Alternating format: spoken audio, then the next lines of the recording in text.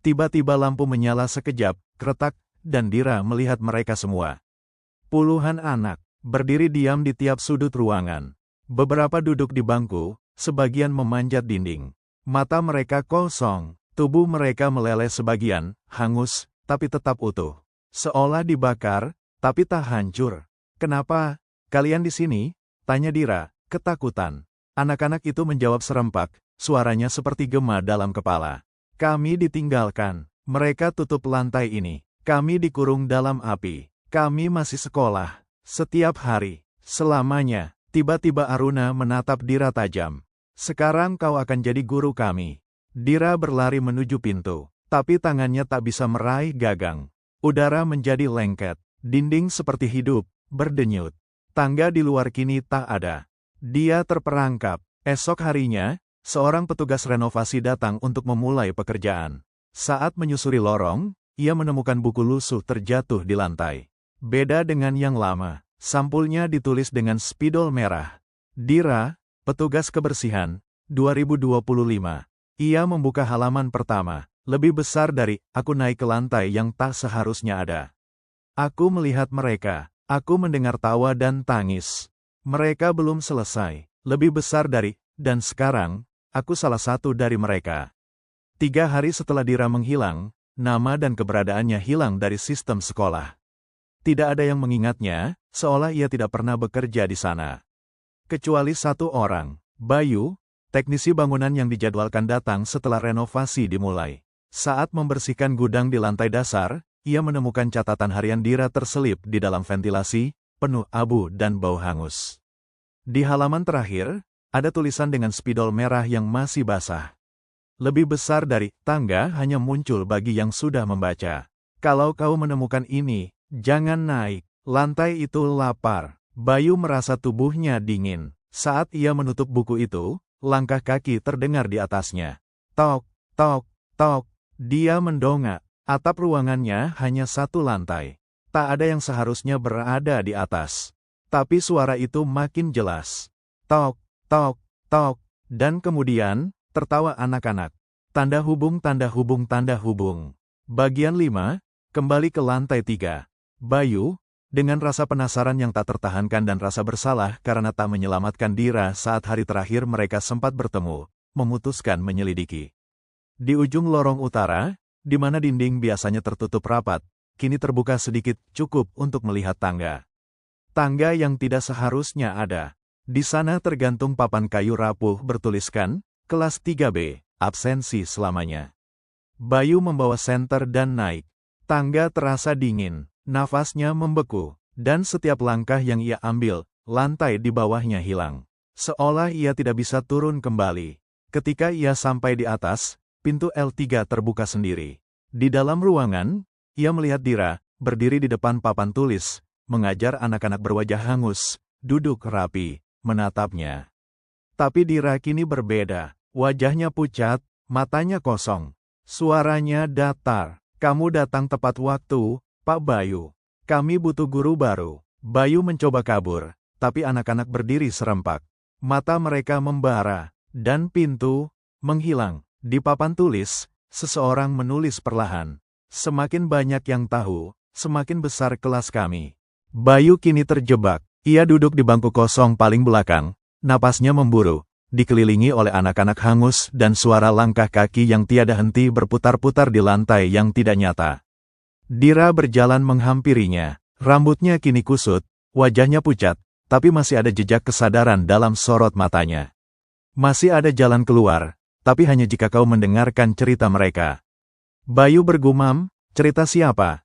Dira menunjuk ke anak-anak. Satu demi satu, mereka mulai berbisik, mengenang kejadian 25 tahun lalu. Suatu hari pada tahun 1997, seorang guru memergoki sekelompok siswa bermain lilin dan dupa untuk memanggil arwah penasaran. Sebuah ritual iseng yang mereka temukan di buku tua perpustakaan. Tapi malam itu, sesuatu menyala lebih dari lilin. Api membesar secara misterius. Pintu-pintu tertutup sendiri. Tidak ada yang bisa keluar. Guru mereka melarikan diri, mengunci pintu dari luar. Mereka semua terjebak, terpanggang hidup-hidup, dan untuk menutupi tragedi itu, pihak sekolah menghapus seluruh catatan. Lantai 3 dibongkar, dinding dibangun, tapi anak-anak itu tidak pernah benar-benar mati. Arwah mereka terjebak, marah, lapar akan pengakuan. Dira membawa Bayu ke papan tulis. Di balik papan itu, tersembunyi pintu kecil, tertutup debu dan darah kering. Hanya seseorang yang telah mendengar cerita seluruhnya bisa membukanya. Kalau kau keluar, bakar buku itu, kata Dira. Bayu bertanya, kau ikut? Dira menggeleng, aku sudah jadi bagian dari mereka. Bayu menekan papan, dan pintu kecil terbuka perlahan. Namun saat ia akan melangkah masuk, salah satu anak memanggilnya. Kau akan pergi, dan melupakan kami, seperti semua orang dulu.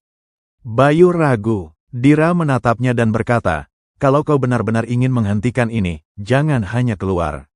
Buka rahasia ini untuk semua orang. Tanda hubung, tanda hubung, tanda hubung. Epilog, kebangkitan kelas 3B. Bayu muncul dari ruang kosong di balik lorong. Ia keluar dari sekolah tua dengan luka bakar ringan, membawa buku catatan Dira dan rekaman suara anak-anak. Sebulan kemudian, ia merilis kisahnya sebagai dokumenter di media sosial. Video itu viral, dan sejak saat itu, banyak orang mengaku melihat tangga di lorong sekolah mereka. Tangga yang tidak seharusnya ada. Beberapa dari mereka tidak pernah kembali. Dan di papan tulis tua di lantai 3, tulisan itu berubah. Semakin banyak yang tahu, semakin banyak yang datang. Malam itu, setelah Bayu merilis dokumenter dan kisahnya menjadi viral, ribuan komentar membanjiri. Ada yang percaya, banyak yang menganggapnya rekayasa. Tapi satu komentar membuat Bayu merinding. Lebih besar dari tangga itu muncul di sekolahku tadi malam. Tapi lantainya bukan 3, melainkan 4. @aruna_0404. Bayu mengecek profil itu. Tak ada foto, hanya satu unggahan, gambar sebuah kelas hangus, dan catatan bertuliskan. Lebih besar dari, kalian tutup lantai 3. Tapi yang kami panggil, sudah menyebar. Bayu segera mencoba menghubungi akun tersebut, tapi tak pernah mendapat balasan. Ia kembali membaca catatan Dira, dan di halaman terakhir kini muncul tulisan baru, padahal sebelumnya kosong. Lebih besar dari, kau membuka pintu. Sekarang kami bisa keluar. Beberapa minggu berlalu, di kota lain, berita bermunculan. Seorang penjaga malam di sekolah dasar ditemukan linglung, menggambar tangga berulang kali di tembok. Siswa SMA menghilang di tengah pelajaran. CCTV menunjukkan dia berjalan ke ujung lorong, dan menghilang menembus dinding.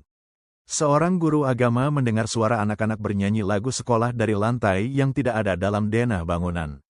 Bayu sadar, lantai 3 bukan lagi sekadar tempat terkutuk. Itu kini menjadi entitas. Ia menyebutnya, ruang ingatan, sebuah dimensi yang terbentuk dari trauma kolektif, dari rasa bersalah yang disembunyikan terlalu lama. Dan Aruna, bisa jadi bukan lagi sekadar korban. Ia adalah penuntun, atau mungkin, pemimpin mereka. Sejak Bayu menerima buku kosong itu, yang muncul tanpa nama pengirim, berisi satu kalimat mengerikan, ia tak pernah tidur dengan lampu mati. Lebih besar dari, saat kamu menulis, mereka membaca. Semakin lama ia mencoba mengabaikan buku itu, semakin aneh kejadiannya. Tinta muncul sendiri di halaman. Awalnya hanya coretan, lalu gambar, lalu nama-nama anak-anak yang tak pernah ia kenal. Tapi kini, ia ingat satu persatu.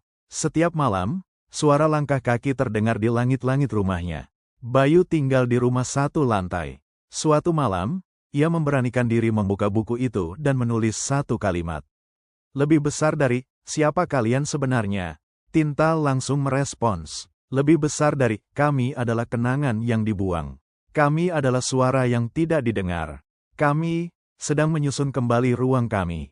Kemudian, halaman kosong berikutnya berisi gambar. Sketsa sebuah bangunan, besar, gelap, berdiri di tempat tak dikenal. Bukan sekolah, bukan rumah sakit, tapi sebuah institusi. Di bawah gambar itu, tertulis, lebih besar dari, lantai 4. Proses rekrutmen telah dimulai. Bayu menutup bukunya. Ia menatap dinding depan ruang kerjanya. Sebuah retakan muncul dari sudut, lalu menyebar. Di baliknya, terdengar suara pelan. Lebih besar dari, Pak Bayu, boleh saya masuk kelas?